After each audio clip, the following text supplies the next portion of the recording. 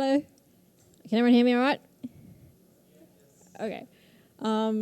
So I actually only found out about 5 days ago that I was doing this talk. And I think Sam said she only submitted a proposal a week ago as well, which we were talking about at the speaker dinner last night. And when I spoke to Zara and I said, yeah, I'll fill up your free spot, I was really keen. And I said, these are a couple of the talks that I have that I'd like to share. And then she said to me, oh, they're like 10 minutes long. Can you do a 40-minute one? And this is 40 minutes is at least twice as long as the longest talk I've ever done. So obviously this is quite a challenge. But I kind of got over that. And then I looked at the list of speakers, and then I thought, mine's the only non-technical talk. I don't think anyone's going to like me. And I had this great fear. And then I thought, oh, are these people who are going to like me? I'm not even a Google developer. I've never done anything. I had an iPhone, and then I had an Android for a bit, and then I left that and went back to my iPhone. And I don't even have a Gmail address. I don't even use Google to search. I use DuckDuckGo. So I'm a total fake and a phony. And I had this great fear, and that's exactly what I'm going to talk about today. And the funny thing is, even when you get over these things, someone somewhere is going to try and remind you that you're scared or instill that fear back into you. So my friend said this as a joke, but he said, I bet everyone's going to be like, not another self-help talk. But that's not the idea what my talk is about. I'm not really trying to, help anyone per se. But I just hope that you can take something away from my talk and maybe be a little more motivated and inspired. So this is not my 10-minute talk, but it's the 40-minute one, and it's the extended remix. So, yeah. Hi, I'm Georgie, and you probably already know this because I was introduced. Fail. And I'm a front-end developer who is trying to learn JavaScript. And this is like a self-deprecating comment that I say a lot, and I probably should stop. I'm not very good at JavaScript. You might even say that I suck at it. I first touched code in 2001, which was 15 years ago. Now, has anyone here ever heard of Neopets? Yeah! Okay, so that's how I first learned to code. For those of you who don't know, Neopets is this website which I believe still exists, and you have a virtual pet or pets, and you just take care of it, and it's really fun as a kid. It's funny because you're supposed to take care of them, but if you don't feed them, their hunger status goes down to hungry, and then starving, and then dying if you don't feed it. But the thing is, after dying, they don't even die at all. You can also do a lot of things like play games with your pet, make a Neo home or something like that. Lots of kind of fun things you can do. And the thing that got me into coding was pet pages. So you can make a pet page for each of your pets, and you could use HTML and CSS to learn how really basic stuff to. And it was just one page, so you couldn't really have any navigation. And just to show off either your pet or something else. So, yeah, at the time, there was obviously no need for me to learn any JavaScript. But, I'm just making excuses, right? I kind of started working in the industry about 6 years ago. And one of my first jobs was as a graphic designer. So, of course, I didn't need to code, but they needed to have somebody who had some experience in working with the web. And from then, I moved to developing emails, which, of course, didn't require any JavaScript. And I just feel like this whole time I've kind of been bragging and saying, hey, I've gotten away with not learning JavaScript, and just making really silly excuses like, oh, that's someone else's job. It's not in my job description, and that kind of thing. And I have actually tried to learn JavaScript using various different mediums. Like I've done courses on code school, code academy. I've done sort of just exercises, tried to read books, and you kind of got to find the right medium for you to learn things when it comes to this kind of thing. So if I do ask, like, how can we learn and grow, that's a bit of a loaded question because, as you can see, there's many different ways we can learn and grow, but everybody is different. And I'm still trying to figure out the right way to learn JavaScript. So to kind of dive into this talk, I'm going to pull up this pony picture and ask you guys to just for a second imagine a better version of yourself. Someone stronger, smarter, more determined. Or if you really want to be superficial, maybe, like someone better looking, someone who's totally ripped. Yeah, anything. But imagine this better version of yourself and just visualize this better version of you. And I think we all have this perfect vision of who we want to be, even though it's kind of difficult. So just keep that in mind for just for the rest of this talk. Now, can I get a show of hands if you have ever failed, like you made a goal and failed to achieve it? I think everybody's hands should go up, yeah? Okay. Now, if you didn't put your hand up, I'm really surprised. But this is an interesting one. Have you ever made a goal deliberately easy just so you can say, yeah, I did it and I achieved it? Yeah, so, I mean, just to kind of put things into perspective, an example I like to use is fitness because I think a lot of us imagine or really want to be healthier and fitter, eat better. And sometimes we might start off by saying, I really want to be fit and run every day. But we might make a really small goal instead of saying, I'm going to run every day. I'm just going to run once a week, So because it's kind of doable, maybe you can put aside some time on a Saturday night or something. And we just make these goals kind of really, really easy so that when we do finish them, we feel like we've made an accomplishment. So I'm going to go through two types of goals, performance goals and learning goals. Performance goals. People who are geared more towards performance goals see intelligence as a fixed trait that can be used to gain favorable judgments of that trait.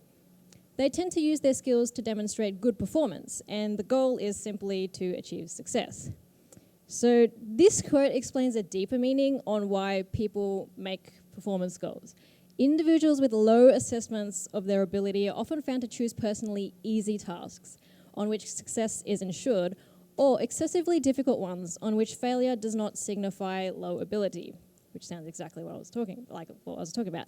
So this means that people with performance goals, they may purposely make goals where they are guaranteed success, or they do not look like an idiot if they fail. On the other hand, people who are geared more towards learning goals see intelligence as a malleable quality oriented towards developing that quality. So these kinds of people are focused more on the learning aspect, and they always seek to learn usually by bettering their own skills, and they're obviously not afraid of failure. So it's also possible to make both types of goals depending on the situation you're in. 4 years ago, I was studying my master's degree, and I found some of the course content easy. If you've been to university or TAFE or you've done a course, chances are you might have found something really easy and it was easy for you to get high marks and stuff like that.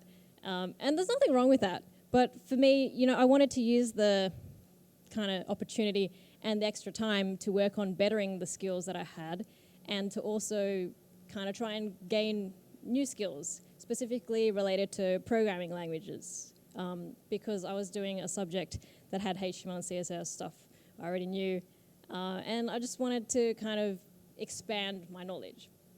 And my goals were obviously all learning goals, which were geared towards bettering my skills, and I was on my way to becoming that better version of myself. And I was really trying my hardest until this happened, burnout. Really, I think a lot of us are really familiar with this, and this is something we can experience at any given time. When we have too much on our plate, we've got deadlines, lots of things going on, and when we're under stress, and it can be affected by other factors in our lives as well. And I think the important thing to remember here is that it's okay, and it's okay to kind of put things down for a bit, to take a break, it's okay to say no, and it's really it's not the end of the world. And for me, the mistake I made is I let this burnout consume me, and I let it affect me. I wanted to give up and do the bare minimum. So, has anyone ever felt like they were just kind of scraping by just to, just to finish something? Just scraping by, not doing the best that you can. Done is better than perfect. This is a quote I've seen everywhere. And, finishing is not necessarily equal to improvement or success. And when we do this, we're not learning and we're not working on these better versions of ourselves. We're not acknowledging what we've achieved. And we're putting this performance, even though it's like a less impressive performance of just finishing something, putting this before our learning. And we might do this because we fear failure. And when we fear failure, we tend to make goals that are geared more towards measuring performance. And learning goals are kind of scary because we're committing to something new and something that we're not used to and just inherently poses a challenge. And it makes us want to make goals we know we can achieve. But really, this just holds us back from our potential. And how can we let go of this fear of failure? So number one thing is to redefine failure. Failure is not a bad word. It's not a bad experience. And I'm sure you've heard these kind of things before. And if I asked you straight up, how many of you have ever been fired?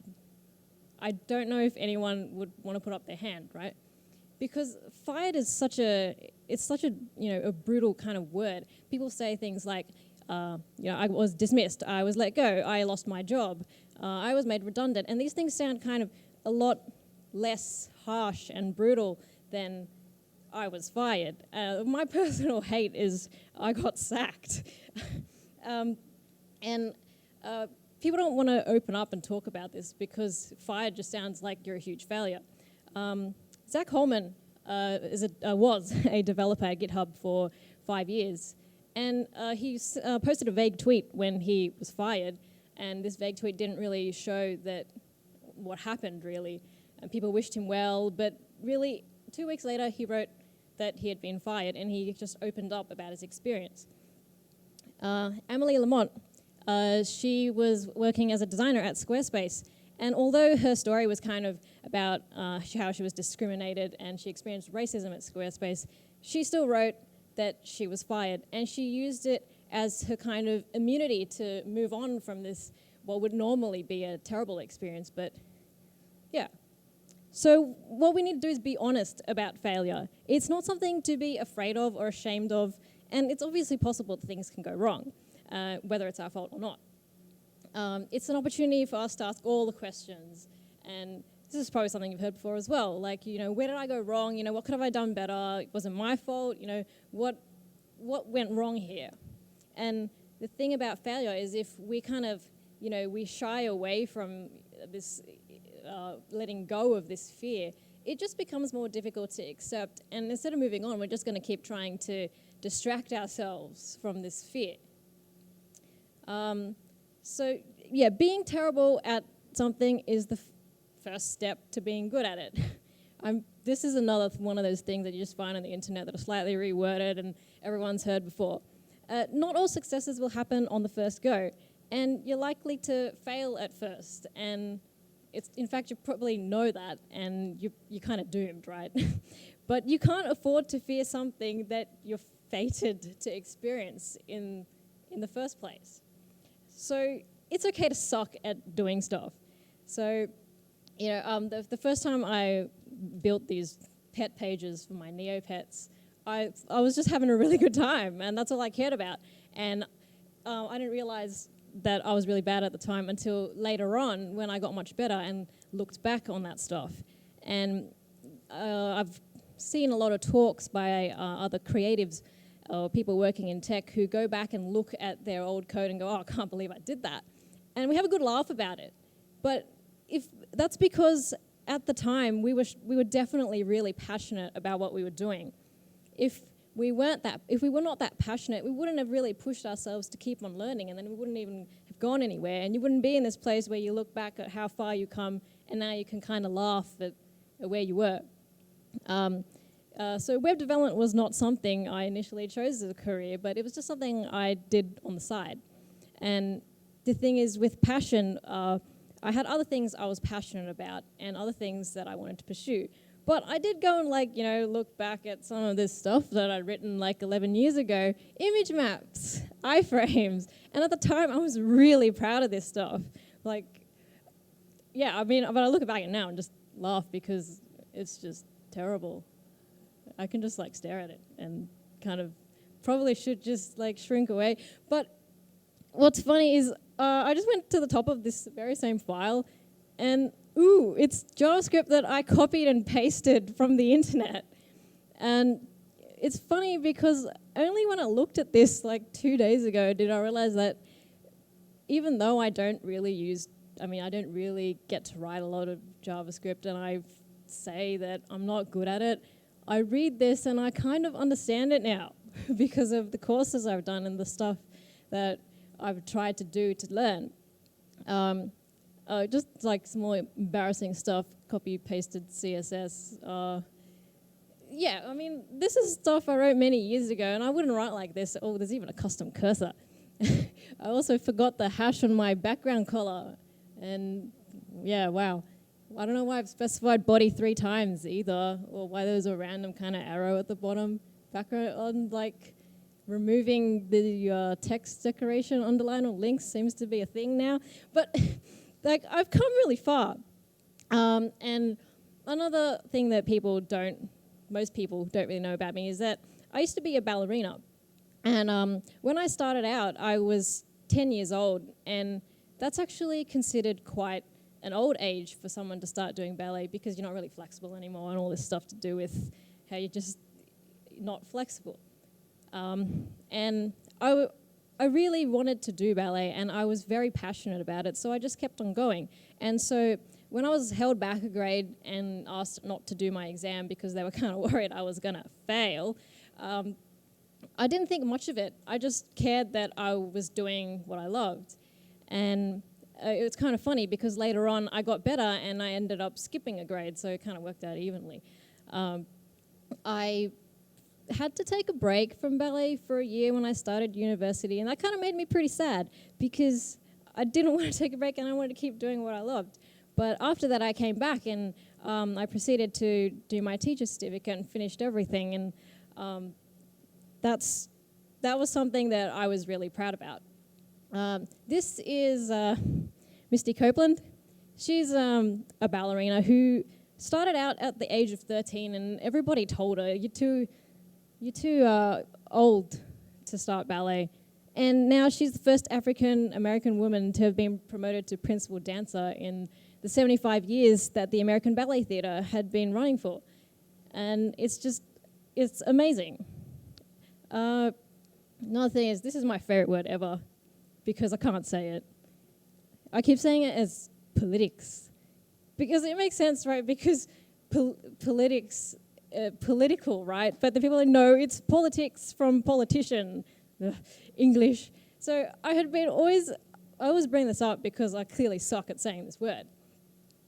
But you probably can write out a list of things that you do suck at.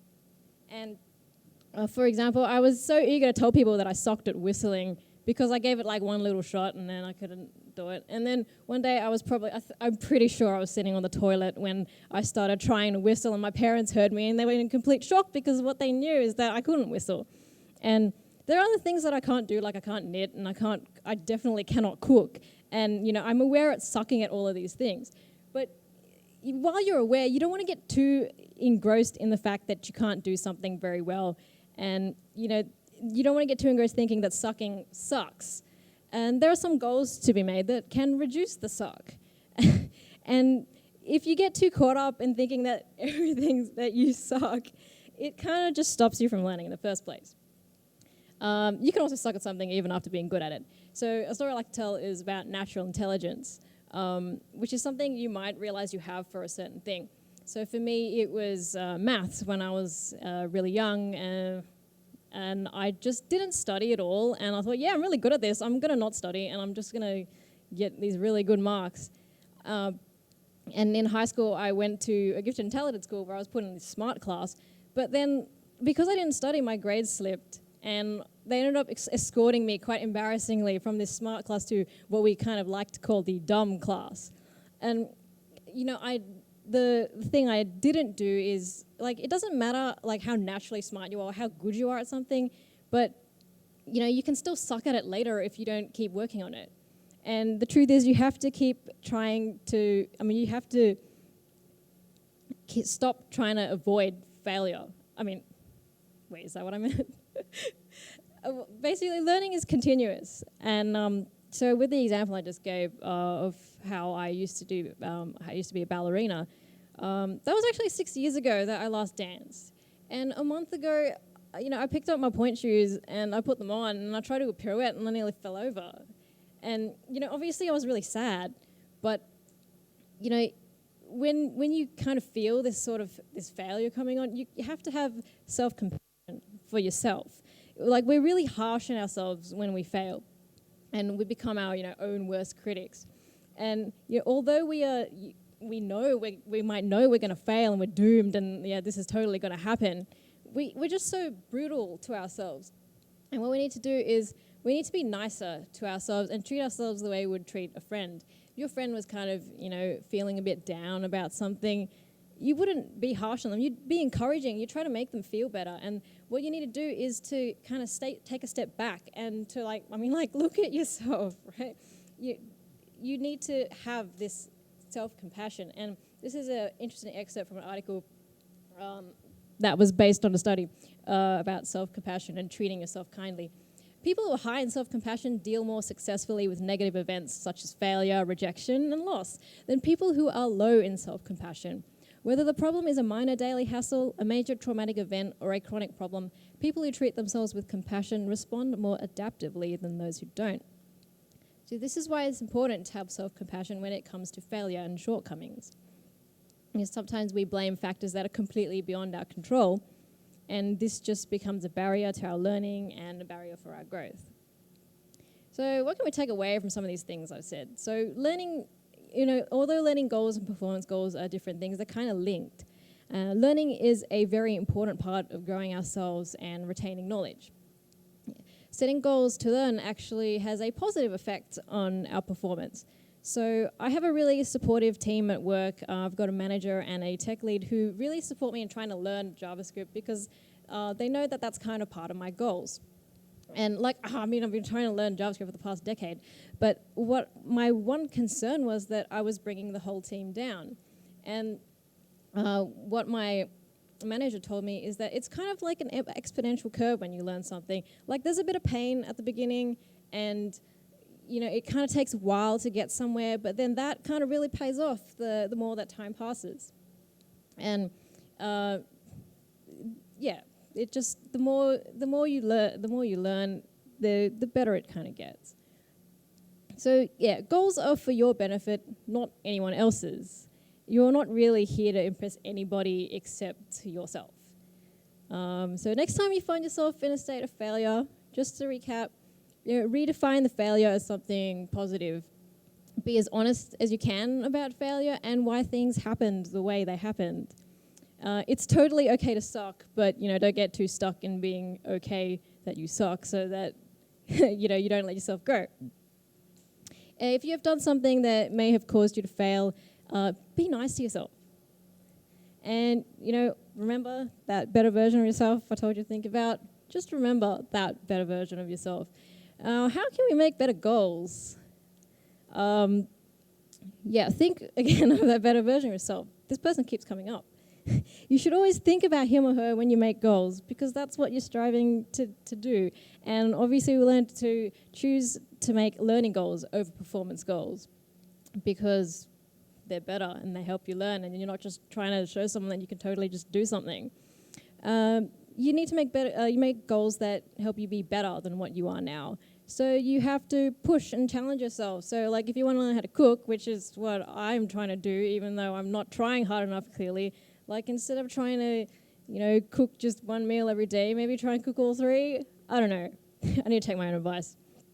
go small, because no goal is too small, and so you can go as small as you can go, so that if you do if you achieve or fail, you still have like a little bit of progress. Or you can also go big, like OKRs, do a big stretch.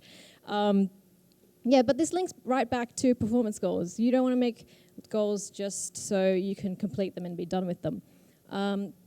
Leo Babauta of ZenHabits.net, he wrote an article about how, for people who want to start running, and he didn't include the profanity, but he did say, if you want to go for a run, just put your freaking shoes on and just tie your freaking shoelaces. You just need to do that.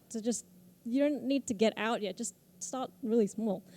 And achieving a goal can be hard work, so you have to accept the fact that you just might fail. So go back into my burnout story. Even though I was burned out and I struggled to do this, the bare minimum, I just kind of came to an epiphany at the end.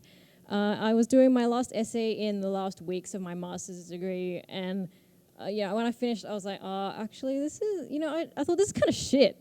And, it was then that I actually plowed through, studies and research reports to improve my essay, but then I learned what inspired me to do this talk.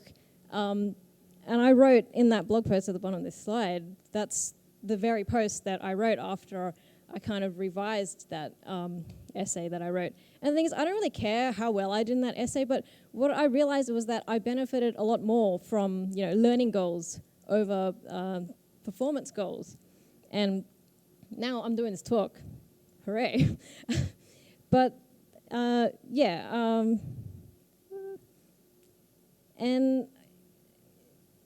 because I learned more, because I benefited more from these learning goals, I definitely valued that much more than a high distinction.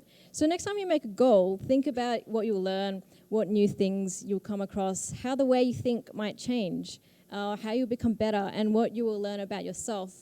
Because chances are it'll be worth more than finishing everything by 5 p.m. on a Friday, trying to meet some deadline, or it will be worth a lot more than a mark of 100 out of 100. Thank you.